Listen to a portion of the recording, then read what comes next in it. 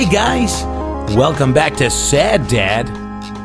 My name's Dave Abkary and I am a comedian out of Fresno, California, and this is a podcast where I sit down with my fellow funny friends, my fellow comedians, and we talk about dads. Hi, how are you? I missed you. I know it doesn't feel like I was gone, but I was gone. Got back from doing some shows down in LA.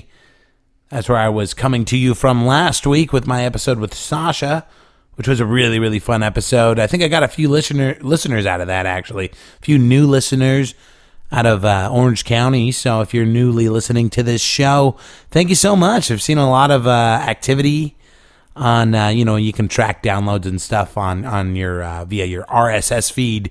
And usually when I see a big spike all at once, that means somebody found the show and they're like binging it.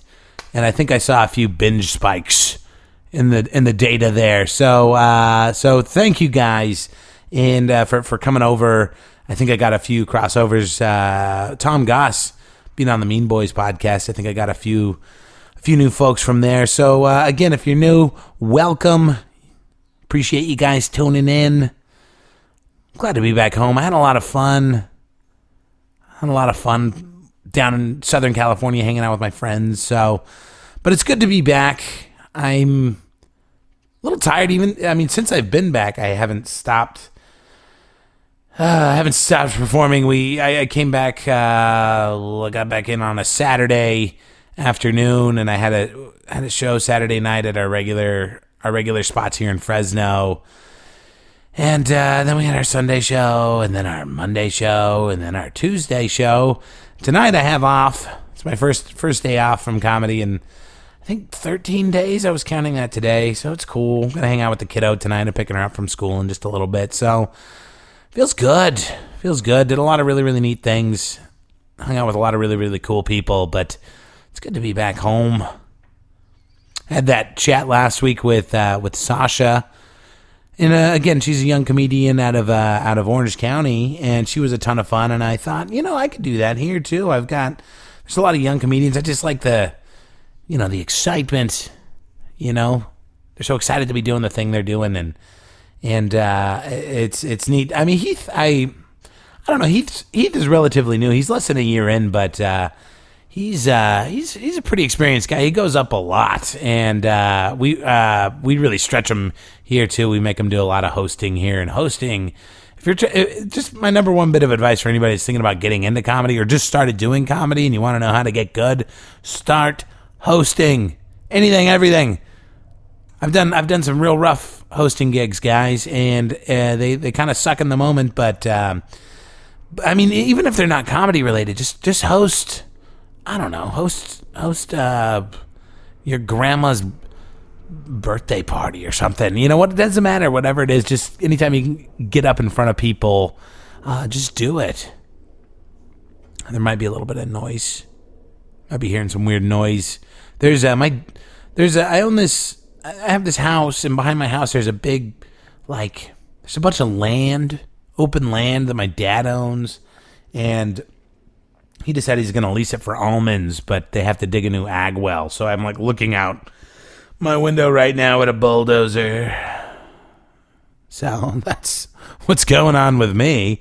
And I've got a fun guest. I think I started to talk about my guest and then I got sidetracked with bulldozers. Heath Reedy. Heath Reedy he's great. I think you guys are going to like him a lot. The conversation that we have here on the show today is pretty much exactly the type of conversation we always have. It gets a little weird, a little dark. I'm able to kind of steer the ship and direct it to the direction of what the theme of the podcast is, where we talk about parents. But something about Heath brings out he's another guy that makes me kind of ranty. I just want to rant, and he's usually down to hang on my rantiness. So yeah, I hope you guys like it. I really enjoyed having this conversation with Heath, and I'll catch you on the other side of this thing. Oh, and stick around too. There's a bunch of shout outs to a bunch of you guys who are probably listening right now that you need to hear. They're really, really important. So I'll catch you on the other side of this thing, guys, and then we'll wrap. Is that what it is? I'm saying that right. All right. Heath Reedy, everybody. See you in a bit.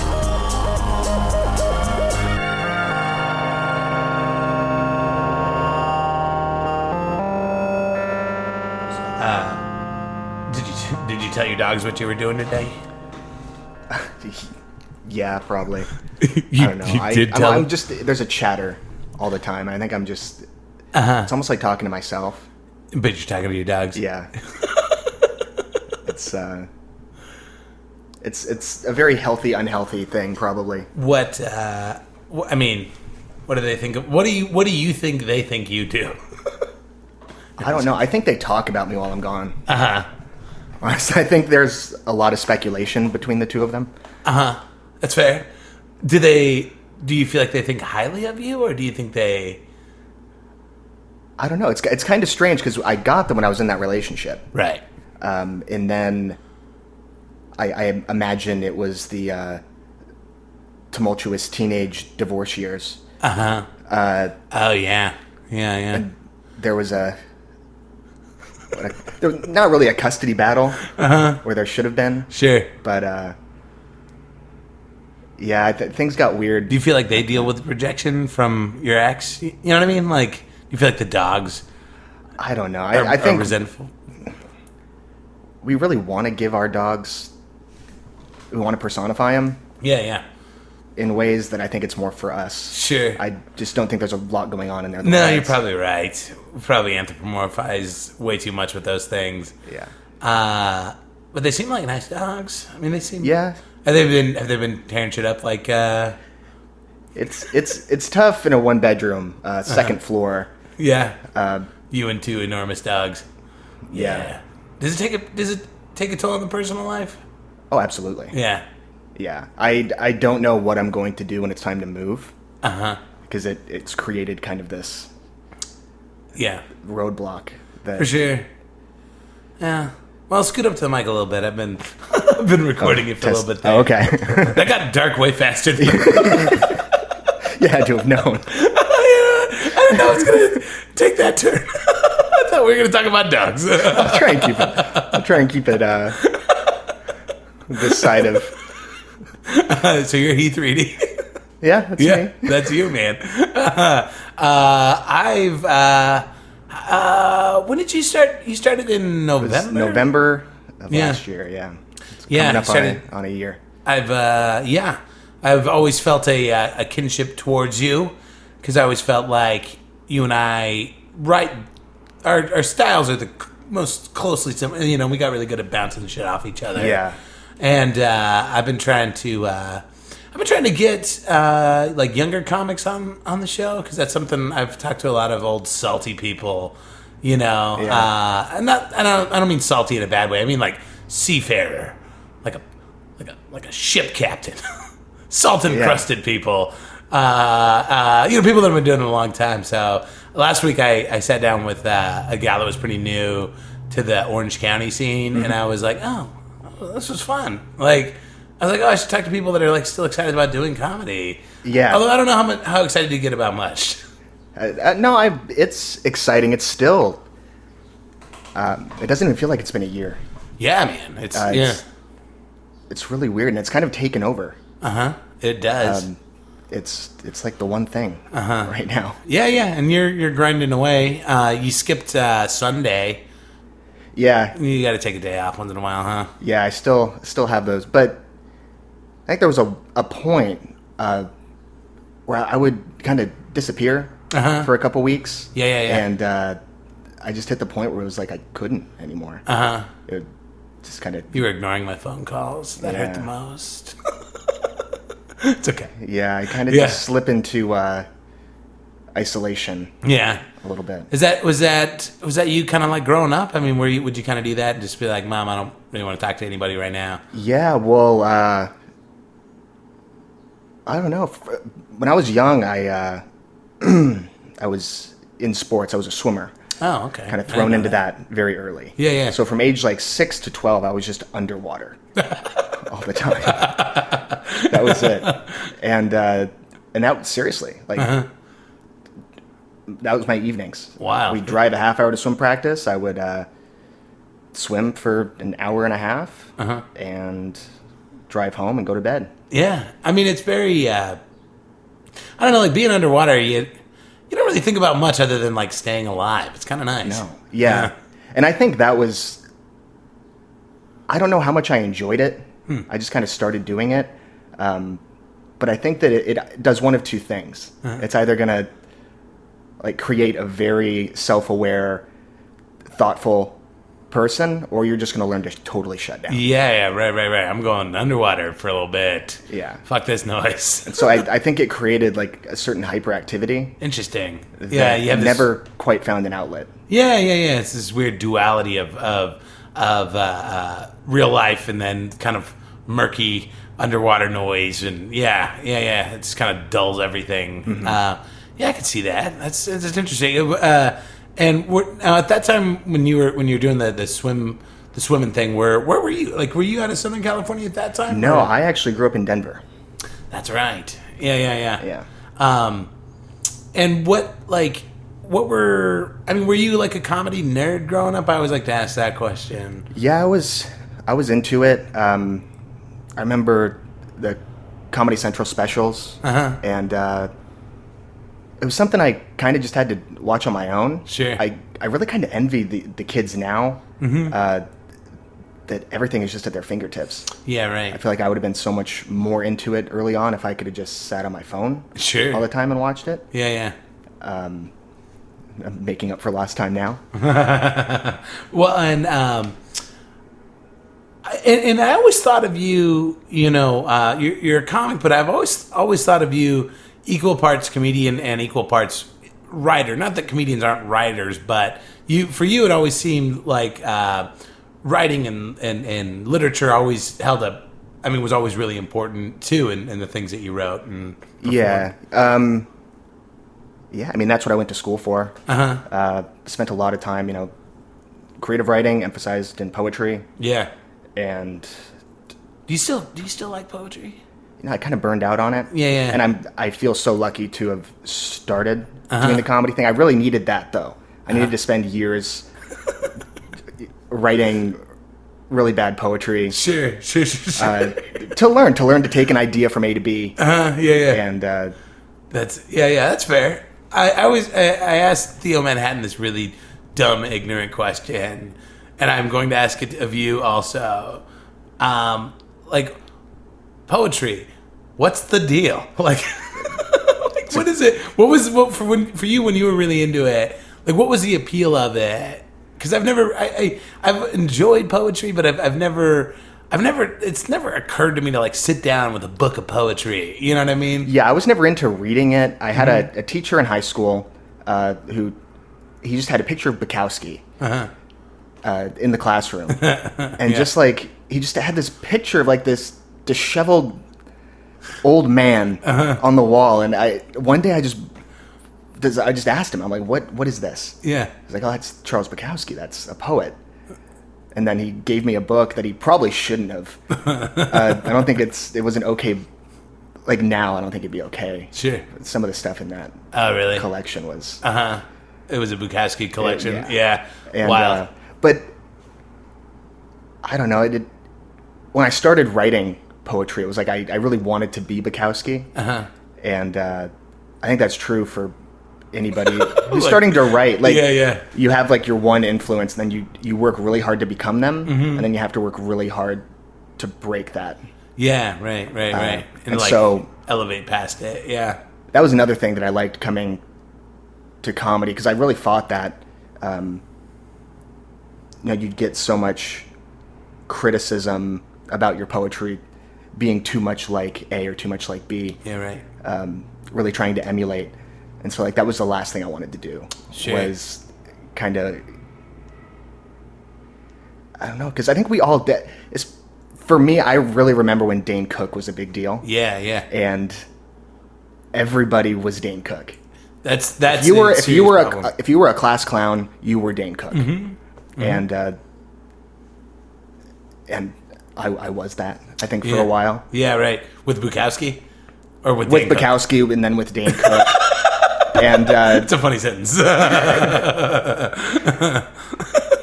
And that was what I really didn't. I wanted to find a voice. Yeah.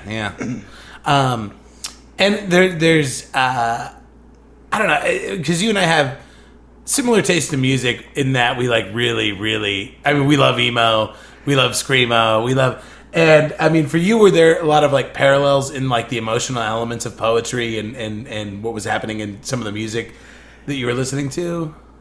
I think so, but in kind of different ways. Where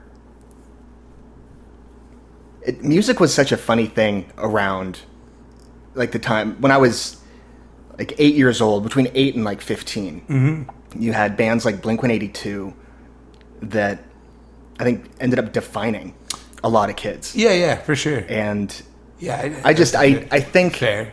I think back, and obviously that was happening with classic rock and things like that, but you don't think about, you know, back when there was only classical music. Yeah. Like you didn't see kids like wearing Mozart t-shirts and like right. There were no like genres, and you didn't have to sweat different scenes, and yeah, exactly. And it was a direct appeal also to kids between 8 and 15. Yeah, right. And so there's a certain marketability to music that I don't think there is necessarily in poetry. Yeah. Where you can have a fantasy of being a rock star and getting paid, you know, as Smash Mouth said. Yeah, right. Yeah. All right, fine. Okay, we'll go with that. Smash Mouth. All-Star. The only band I can think of right now. No, but you just never, even when I was writing, I was like, I don't see myself being a poet. Well, and like, I don't know, it seems like the quintessential poet is the tortured soul in a lot of ways. Like, I think that's what I think of. I think of fucking Edgar Allan Poe, like just sitting there. And whereas when you think of like the quintessential like punk rock band or punk star, that guy's having fun. He's like jumping around on stage. Yeah, like, looks like a good time. And I don't know. I mean, I could. And you know, that's true too. And I think that's what was kind of what drove me more towards a comedy sort of style of expression. Yeah. Expression. Yeah, gotcha. I don't know, because I actually went into the MFA program at Cal State Long Beach and lasted about a semester and a half. And it was just, you know, you're forced to take poetry so seriously. Sure. And it was like I had a lot of fun, like, you know, writing jokes. They were jokes. Yeah, right. That's all they were. And right. you know, I was sitting in these classes and these workshops with people that are writing really like sort of profound political stuff, and they're getting into like discourses with poems from the, you know, ancient. I'm like, that's no. Yeah. I mean, yeah, I guess so. I mean, I don't know. I mean, how often does somebody write a poetry for funsies? You know what I mean? Like, it's. I mean, I don't know. Like, because is that scene like if you have a lighthearted, fun poem, if you sit down and write a lighthearted, fun poem, are you taken seriously? Like, I mean, you would. I'm asking you this. Oh no, like, well, and that's what's funny too. Is more than it's a whole different. Because when you start writing poetry, it's like this. It's either you're writing like little love poems, or it is kind of silly, very heartfelt. Gooey. And you get to a point where we were forced to do a lot of poetry readings. Oh yeah. And it's when you get up and read it, and you have to actually say the stuff. So you're like performing poetry in front of the class. And did you have any poems about Tinder? So what's the deal with... I did. Well, and I think what ended up being my downfall was that I would get too abstract. Oh, sure. So like I had poems that were genuinely in my mind. They were about online dating, and they were funny. about, you know, Twitter and stuff. But I would I felt so much pressure being in this environment to make them highbrow. Yeah, right. Abstract that they totally lost. Yeah, you're just like lost in the weeds The point. trying to talk. And I'd be sitting there still trying to be, pretentious. Like you guys just don't understand. You guys just don't You're understand missing the point. how you guys just don't get Uber Eats. And so I think at some point you just kind of get tired of taking everything so seriously. Sure. Yeah, I could see that. So yeah, you and then at that point you're in Long Beach, you said? Yeah. Yeah. And then you actually did a little bit of comedy while you were there, didn't you? I explored it, but to be honest, I had zero time. The sports really kind of. Oh, were you doing sports at school in college? Yeah. No shit. I didn't realize that. Well, I moved out here to Clovis in 2006, and at that time I had kind of changed over into running, the whole distance running thing. Oh wow! And did that through high school and was pretty successful, and actually went on an athletic scholarship to Long Beach. No shit, dude! I did not know that. Kept me really, really busy. Yeah. Well, and then I know you said the MFA program didn't work out for you, but at what point is it that you actually moved to Fresno? Like how long?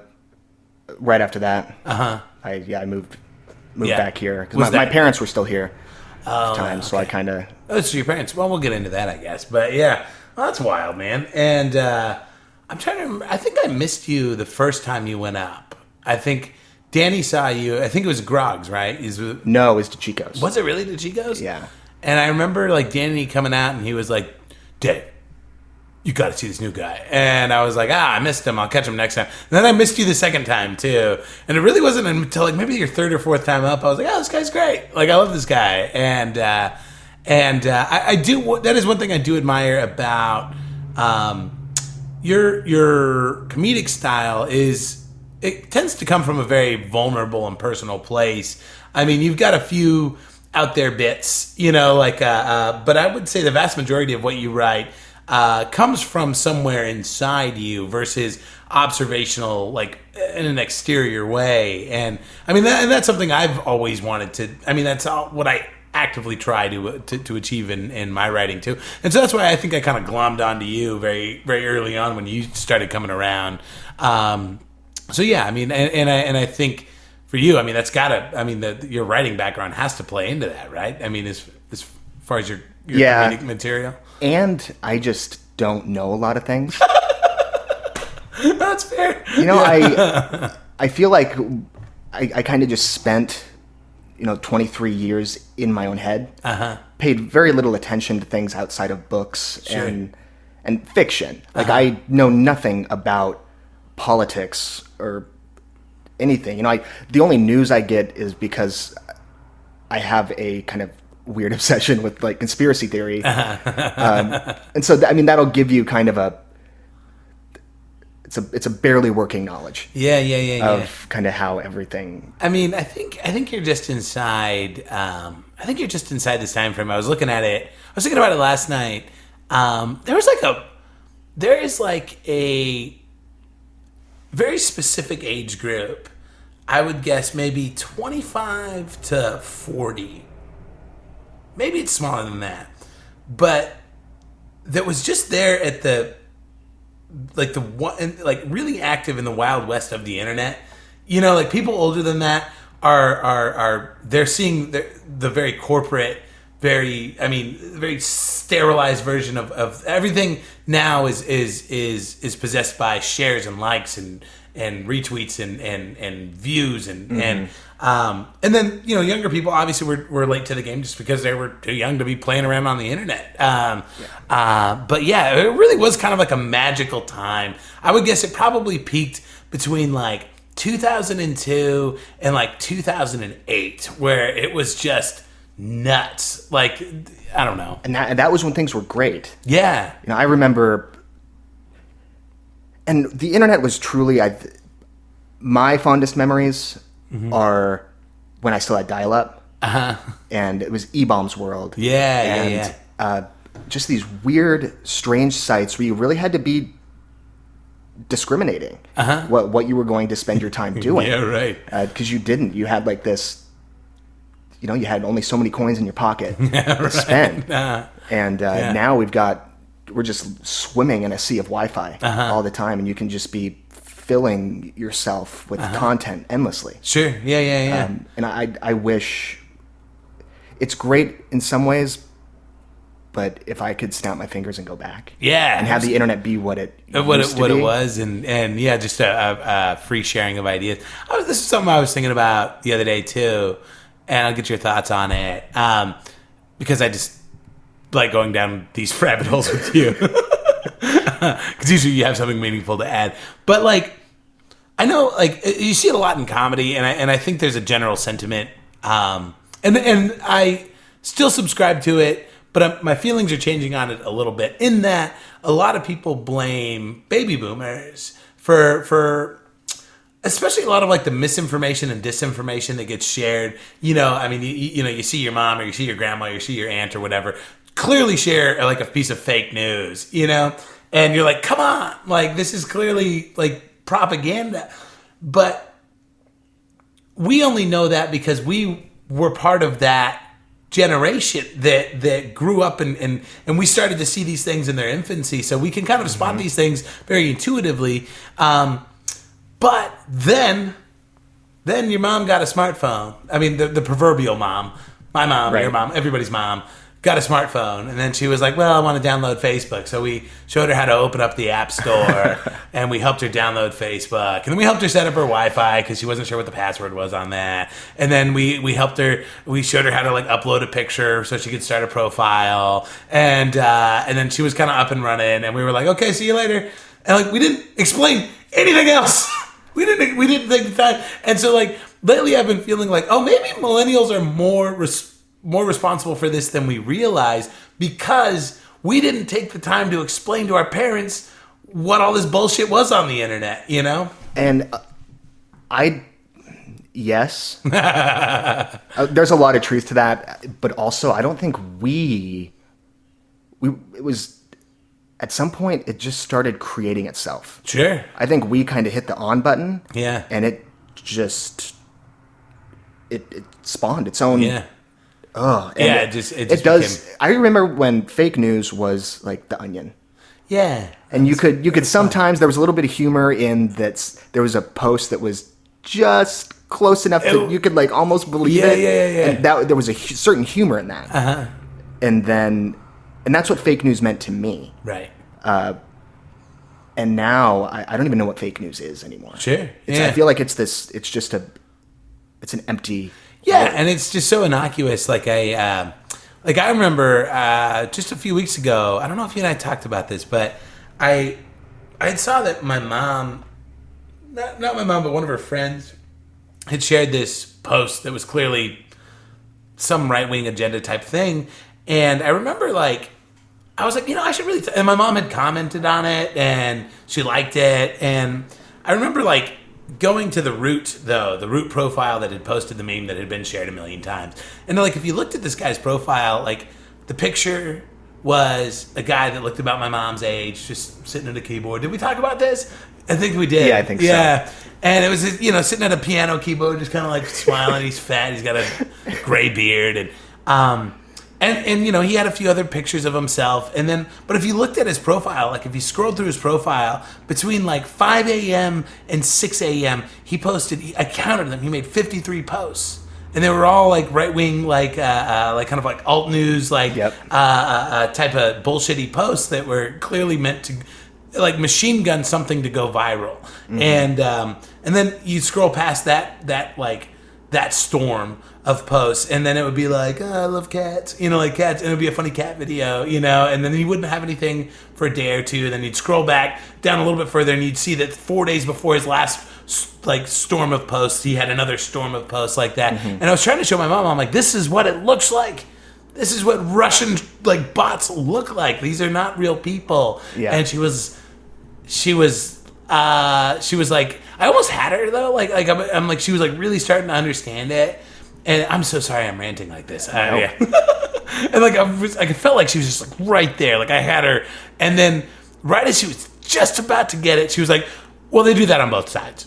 And then, like, it just shut it down. And I'm like, oh, God, I felt like I was so close to, like, a breakthrough, like, really helping her understand how this thing works. And then, anyway. Yeah, I'm not sure I know how it works. I know that a lot of that stuff is automated. Yeah. And I think about it in some ways, like, I think we've talked about this. There's that weird part of YouTube that there's children's videos. Yes. And they are insanely popular because parents will just give their kid a tablet. Right. And put it on YouTube, and with autoplay, it'll just go through. Keep going. Yeah. And that autoplay is all... There's algorithms involved in what's going to be next. Right. And it's keywords, and so many of these videos are so insanely creepy. Right. Because it's computers making them. Sure. Yeah. Because they can just crank them out. And so they don't make any sense.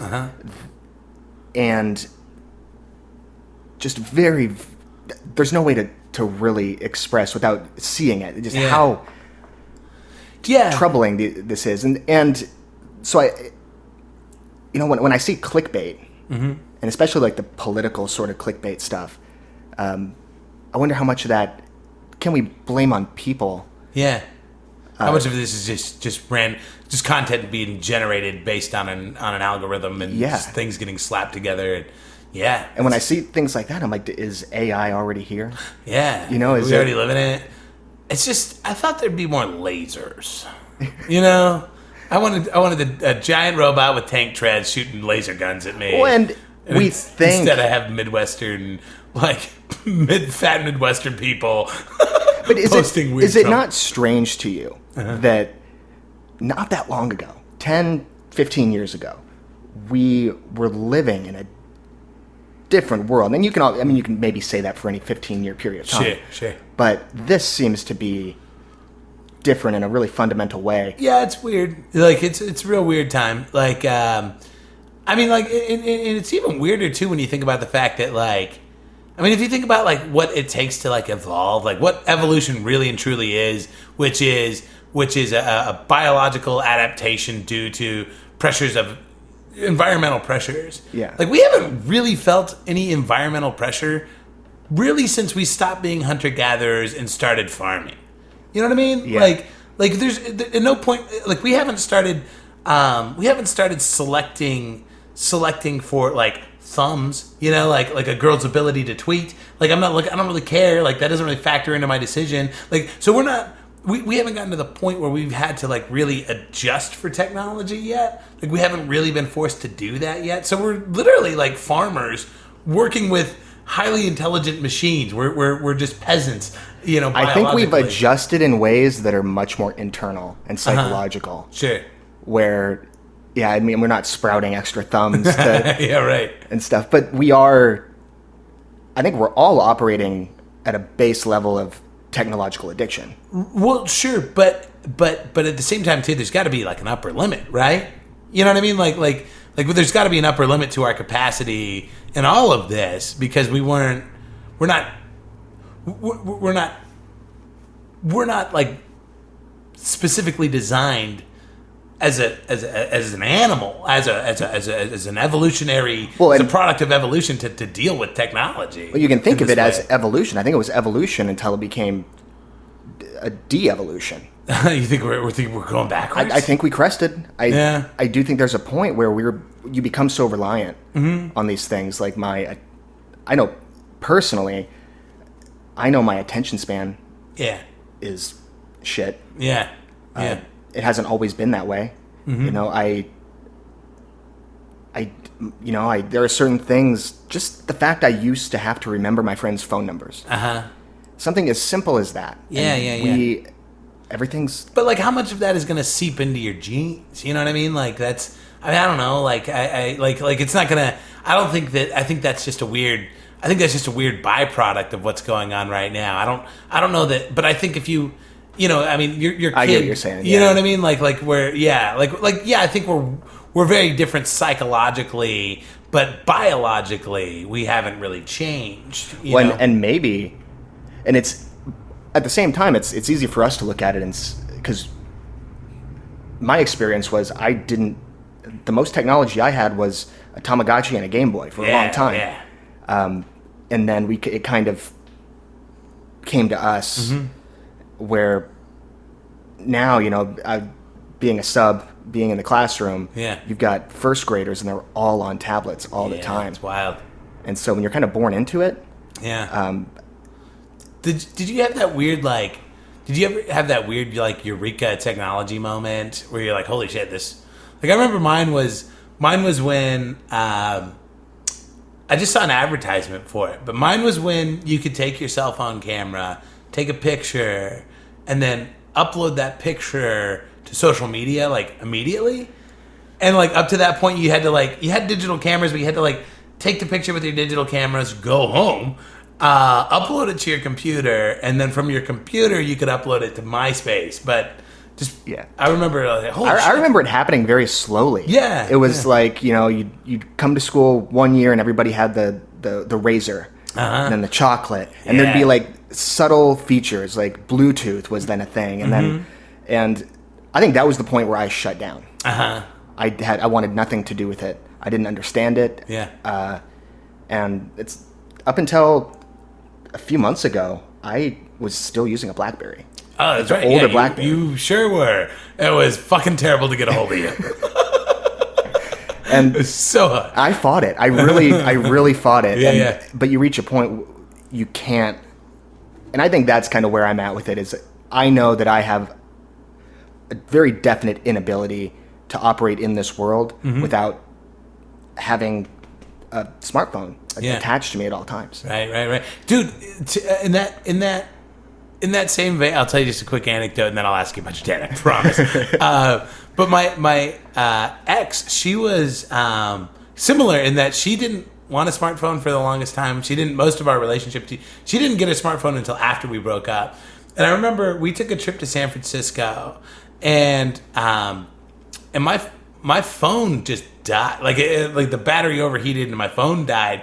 And we had Ubered in and out of the city, because we were staying with one of my buddies. And I was what do we do? What do we do? What do we do? We are trapped. We're marooned in this. I mean, it's a fucking. We're still in civilization. It's not like we're out in the woods somewhere. But I'm just what do we got nothing. We're gonna die here. We're gonna die here on the street of San Francisco. And she was like, hang on. And she was walked up to some dude and was like, hey, we need to call an Uber. Can we just give you the cash and can you call the Uber? Our phone's dead. And he was like, yeah. And he called an Uber and we got an Uber and we went home and we paid the guy cash. And I was like, well, I could have handled that situation much better. Yeah. And I was a wreck. I didn't know what to do. But at the same time, it would not have surprised me if that guy had said, I can't do that. Sure. Because it's a rule. There's a structure to this whole app situation. Where it's sorry, you can't pay in cash. It's like an amendment to the social contract. Addendum 1, social contract. Don't fuck with other people's phones. That's funny. I forget. Oh yeah. We're gonna talk about dads. We're gonna talk about your dad. All right. You've talked to me a little bit. I know very little about your father. You've mentioned him a couple of times in passing, but don't feel like you have to spiel it all. We're gonna take it from the beginning. All right. So where did your dad grow up? I believe Iowa. Okay. There's some of that history is lost to me. That's okay. But yeah, Iowa. I think for the most part, Wyoming. And I know his parents were all around, North Dakota and throughout when I was younger. And before that, I know he was, Iowa. I think for the most part, growing up. Did he have a lot of siblings, or did he have brothers and sisters? Or? He had a older brother, a few years older than him, and then a sister that I think's about 10 years younger. Oh, okay.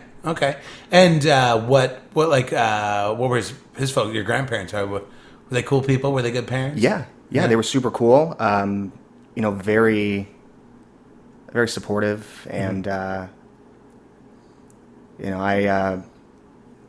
like I said, I spent a lot of time growing up at swim meets. Sure. Was the bulk Your of dad my was weekends. probably telling you all of this while you were underwater.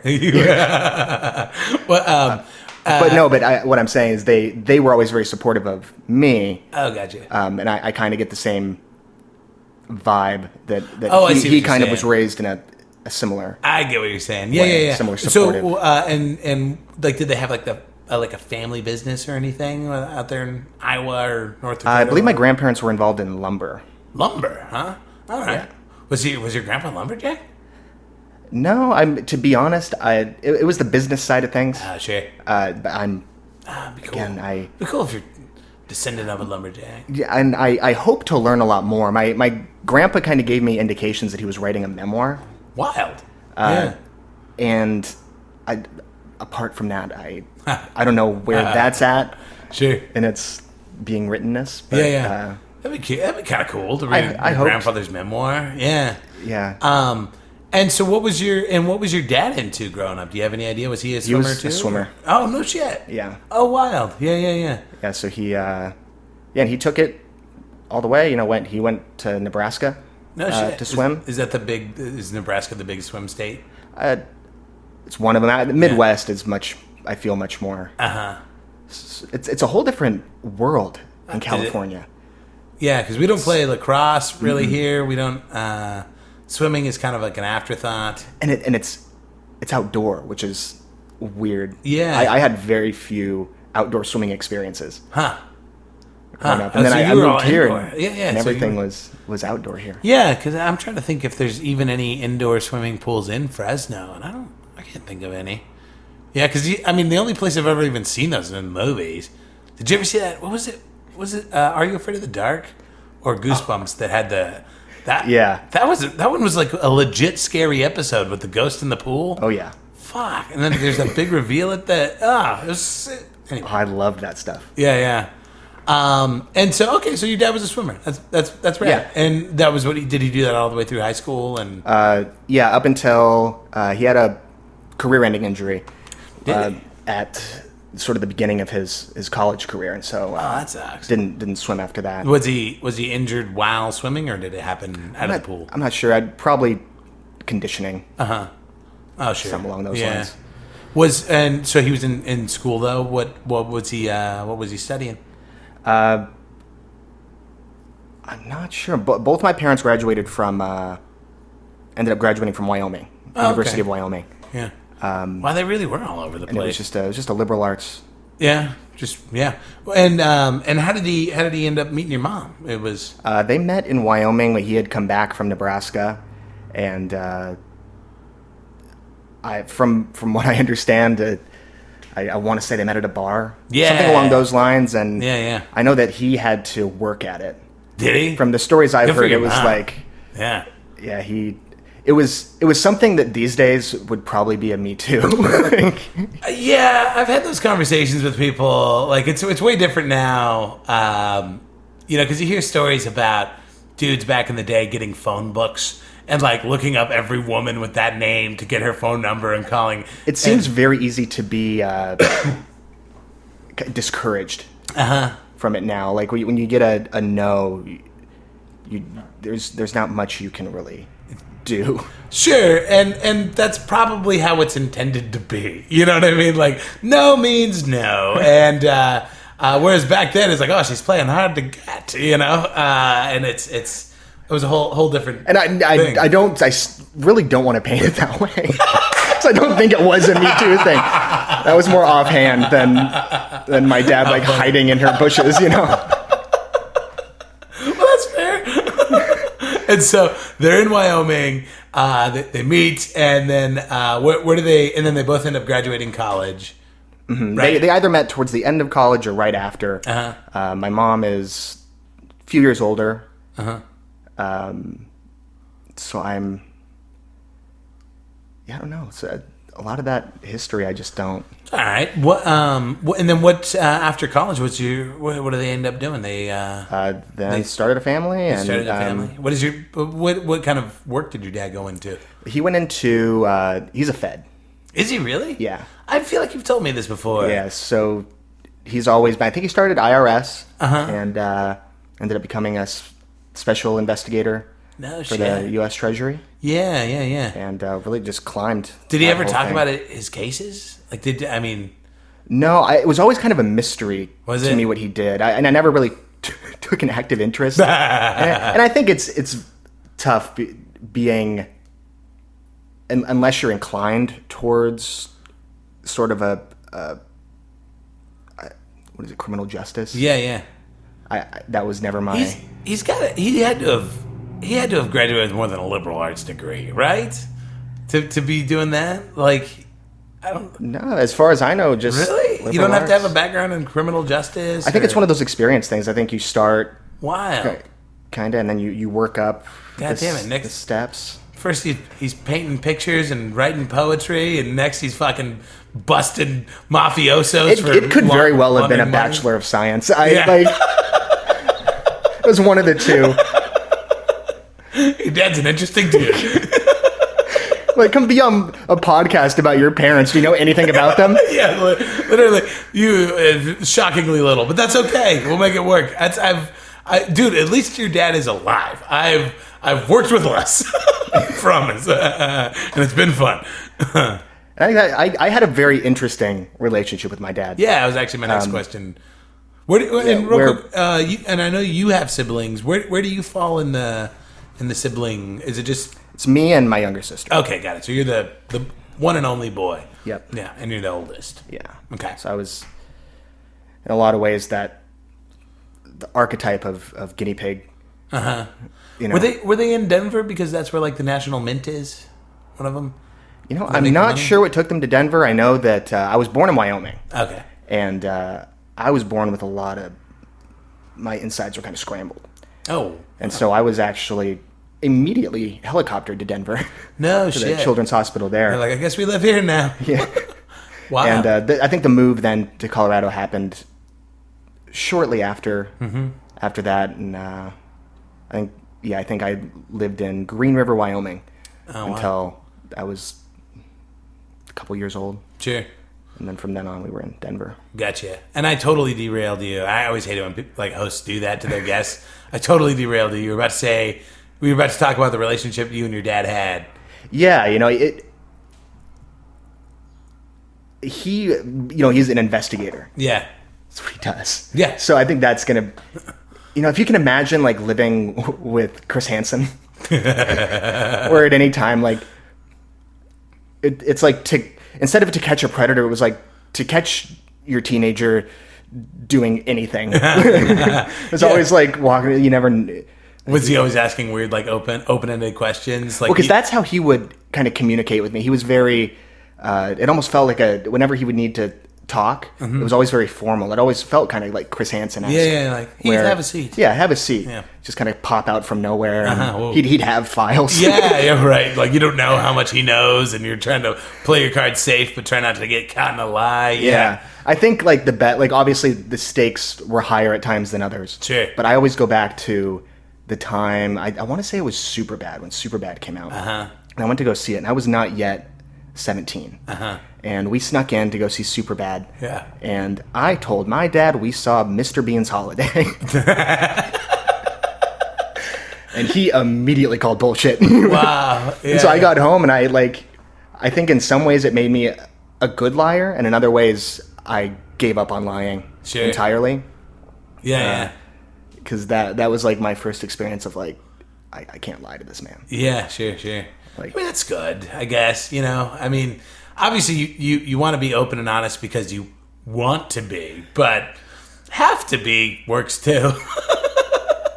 That's great. And so what kind of, I mean, obviously he was like that in terms of how he maybe disciplined you and guided you, but I mean, was he a real warm guy? Was he? I guess it was, and just for lack of a better way to describe it, I think because there's certain ways you don't want to paint your parents, sure, but it was sort of Jekyll and Hyde. Oh, okay. Where he had this real serious air, but he could also be an absolute goof. Yeah.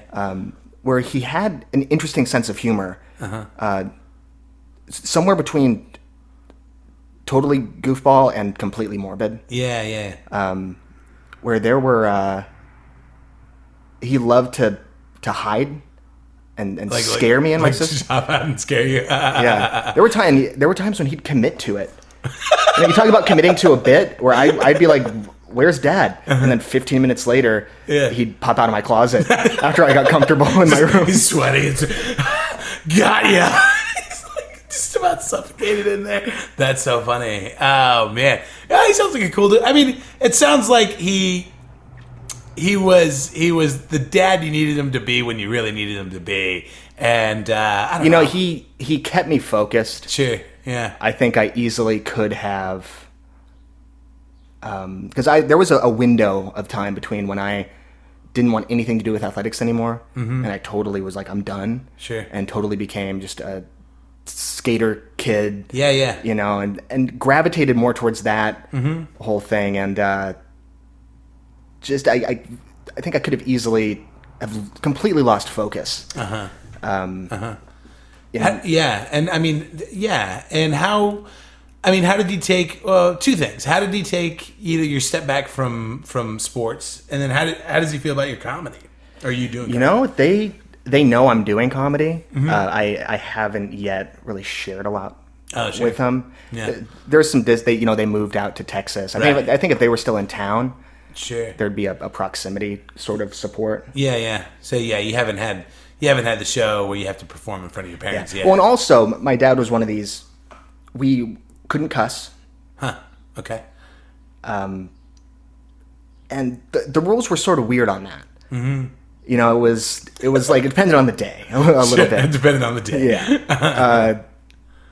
But yeah, so when we watching comedy with my dad was never really a thing because it couldn't be. He'd get uncomfortable. Oh, really? Yeah, like something about cursing and stuff would make him uncomfortable. Sure.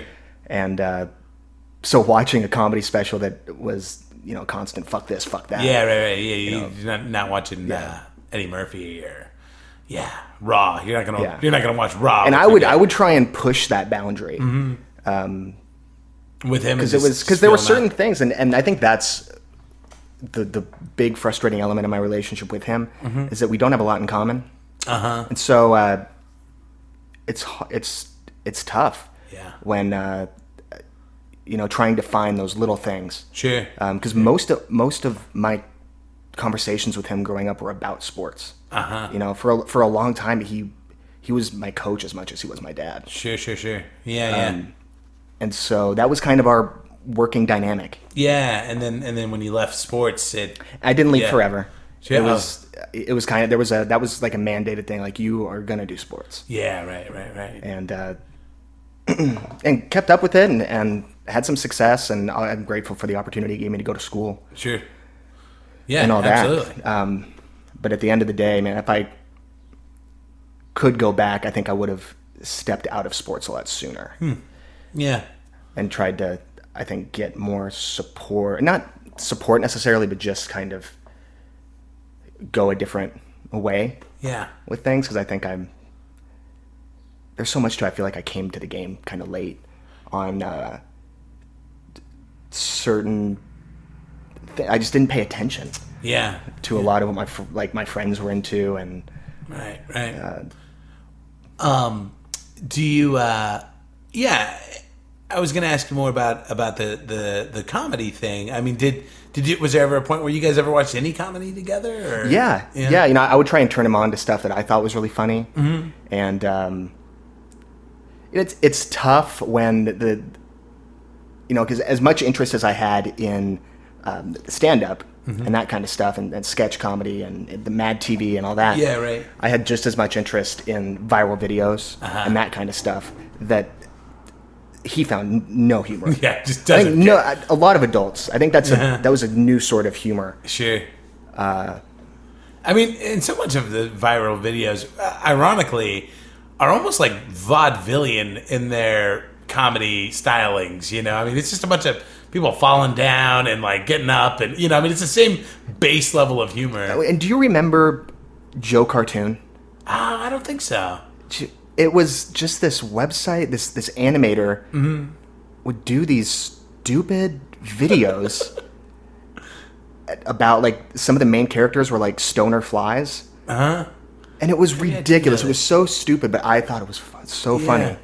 And stuff like that. And then the Numa Numa guy. Yeah. Stuff like that. I thought I gravitated towards that kind of stuff like very early, and it just I think it was lost on my parents. Those old Flash animation cartoons. Do you have? I always like to ask. Do you have any dadictos? Do you have any like a particular memory of your dad that was profound? You want to share? Yeah, there was a really. He used to love to embarrass my sister and I and my mom publicly. It was like a hobby of his. And he'd often go out of his way to do it. But he was also, sometimes he'd say things and you just go, seriously? Yeah. And you couldn't tell. You didn't know if it was like a goof or not. And we were in Sears one day, and my mom and my sister went off to shop for school clothes, and my dad took me over to Hardware or whatever. Yeah. And we're going back into the clothes section. There's that big kiosk there, and there's one girl working it, and she had to have been like 19. And my dad is walking, like beelining it right towards her at like this pace that's too fast for the Sears. Yeah, this is not a Sears. And I'm trying to keep up, and he just looks at her, and he just, what did he say? He just said, "Where's young girls? I'm looking for young girls." Oh. And I think what he meant was, I'm looking for the young girls section, young girls clothing. Where might I find my daughter? And the horrified look on her face, I will never forget it. And just, where are the young girls? I demand. And it was one of those moments where I knew in that silence that immediately followed that he thought he was going to be understood. He's looking expectantly, and she's like, That's funny, dude. Oh, man. Heath, that was so fun. We totally hit the mark, man. Cool. You were a great guest. Yeah, cool. Thank you so much for coming out and doing this. Thank you. All right, man. And if you like Heath, you can catch him every Tuesday night. No, when do you host? Tuesdays? Oh, yeah. Okay, Tuesdays. Tuesdays. Is it Tuesday? Occasionally Monday. Occasionally Monday? Yeah, out of Chico's in Old Town Clovis. So, cool, man. And you also have a cool show coming up this weekend in Tehachapi, right? Tehachapi. Have you ever been to Tehachapi? I haven't. It's the Mountain High Comedy? Yeah, it's way up there. It's up there, but not too far up there. It's like not high enough into the mountains to make you feel like you're in the mountains. I don't know. It's a weird town. It's a very in-between space. But, I don't know. I did that show last month, and it was a lot of fun. So. Cool. Yeah, I'm looking forward to it. All right, man. I'll link all your social media stuff in the notes for the show. So.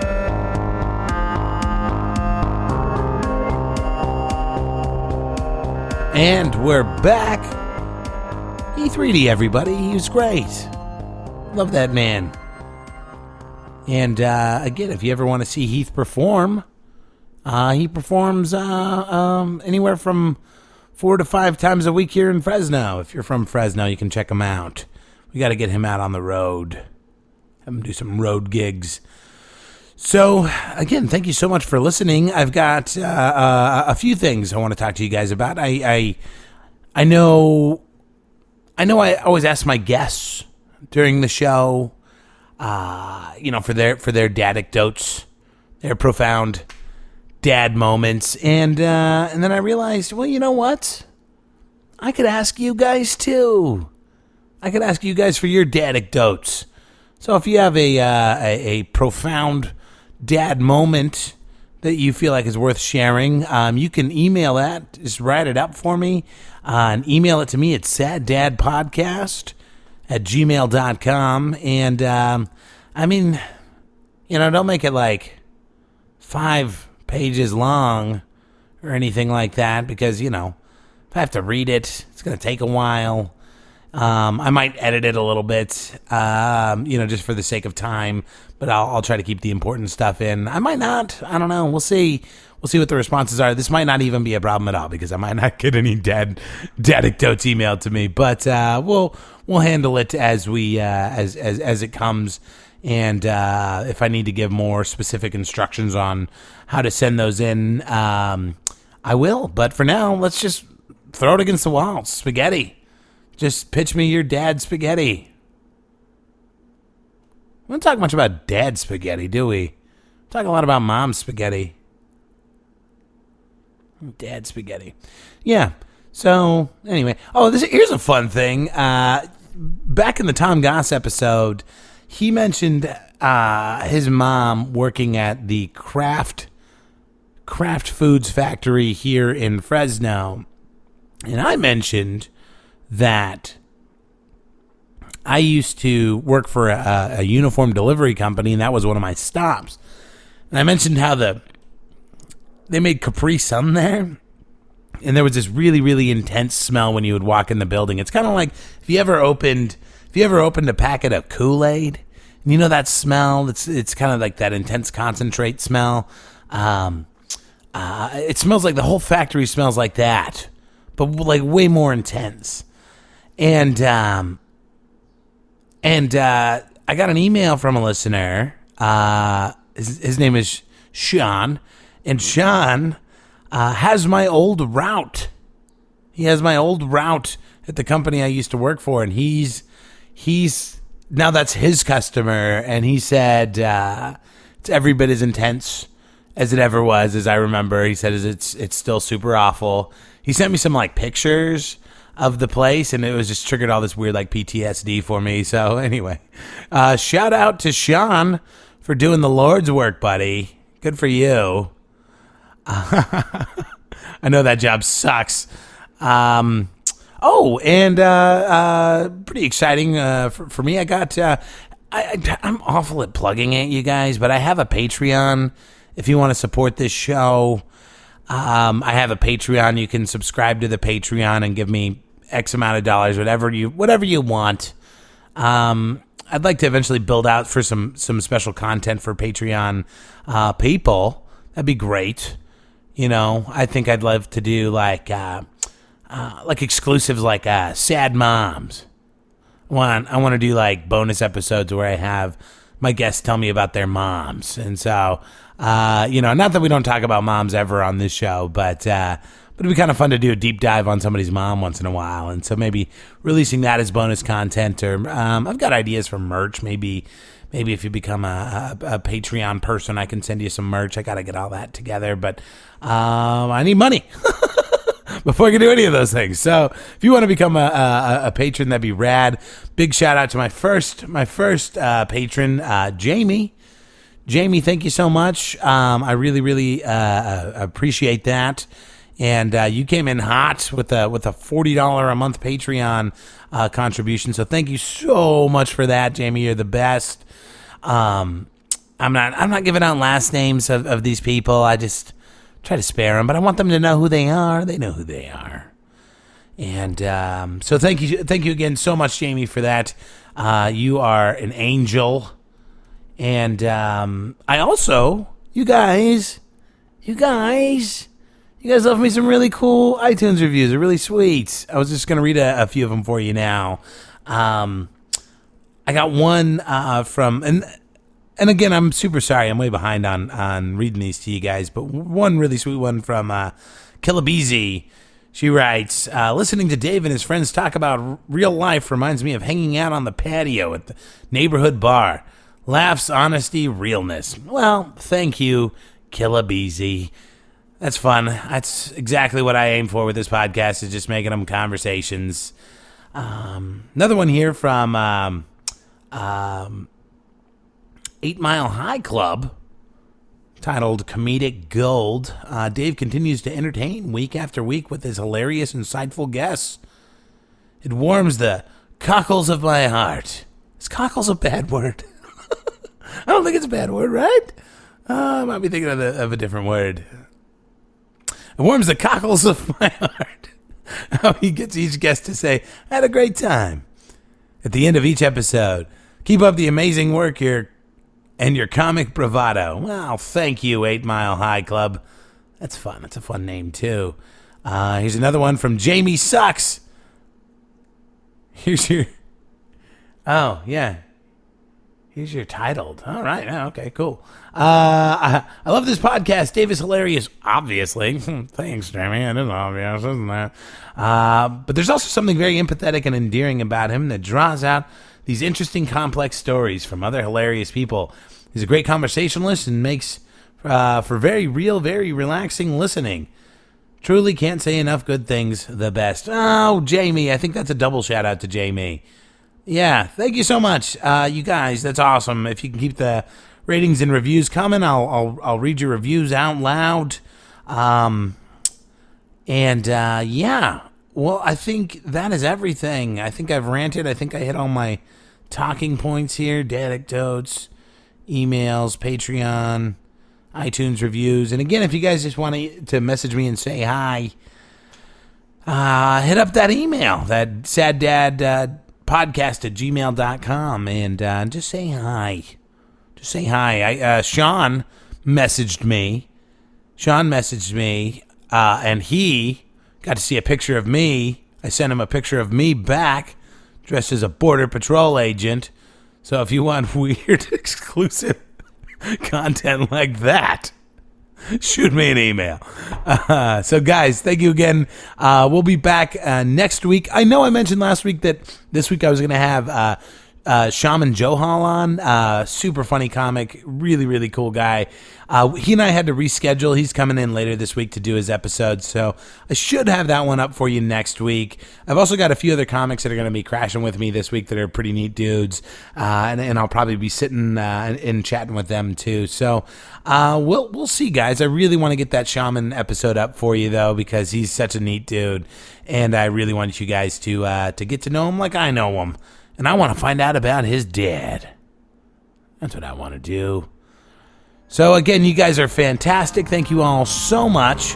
And that's it for this week, guys. Adios.